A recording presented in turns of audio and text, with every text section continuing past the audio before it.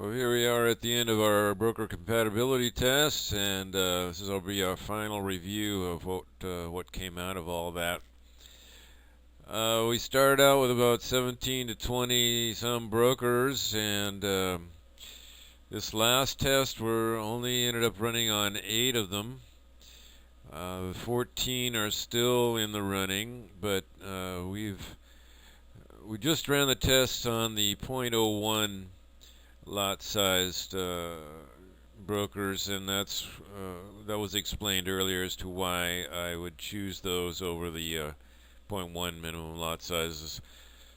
There are, let's see, FX Open has kind of a funny deal there. They're kind of across between the two on one of their accounts, but basically we ended up with these 8 to 9 brokers that are doing passed all the tests, you might say. Master Forex came in number 1 on points. Forex Metals number 2. IBFX, E-Global, Light Forex, and Alpar EOK. I'd say they're in the top running, at least on the forward test, historic test side of things. What happens in the real world is a different issue. We'll be covering that at another time. Okay, but briefly reviewing what happened here, we were intentionally trying to tank these platforms, see what happens on the margin kickouts and stopouts, and we didn't make it. And I ran it for a week. I'm not going to run it anymore. We tanked 2 of them, FXDD and Master Forex. Hit the margin levels, would not institute secondary orders, and by the way, that's an interesting phenomenon. If you're running with multiple pairs, you will gradually be kicked out of positions rather than just a complete stop out. And I'll show you what's happened there. But most of them grouped into this range here.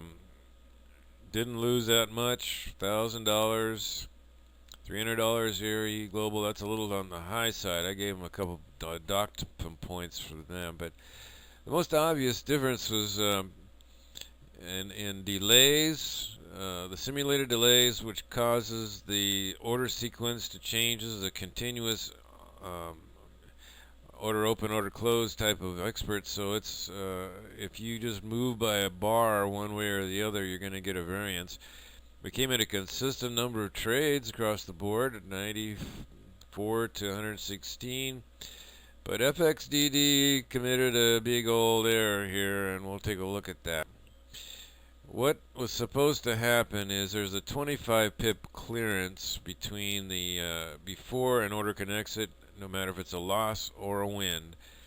And apparently FXDD did not pick that up. It's a function in the program that's designed to pick up the previous order values, and there should not be any problem doing this unless they have that disabled somehow, and that's not a good thing. We should not see anything less than these figures here as a 25 pip clearance would dictate at least $100 loss or $100 gain across the board, and FXDD had a problem there. We've docked FX clearing for bad reviews on live tests, so they're out of the running. And Master Forex,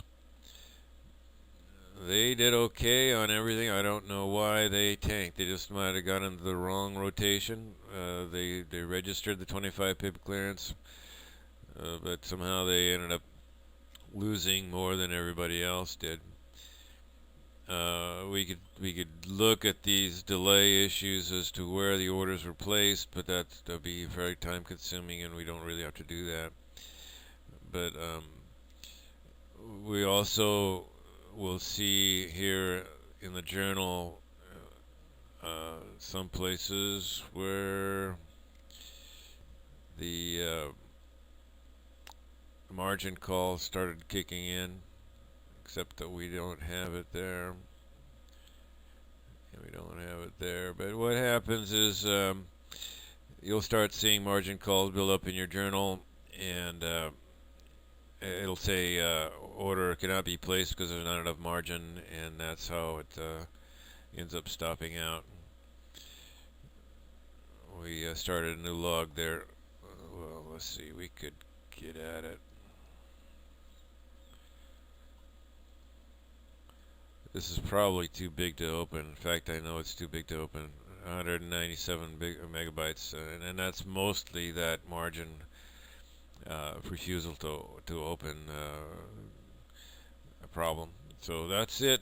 I'm going to publish my findings on the best brokers on my website, and hope you have good trading. Thank you for watching this series.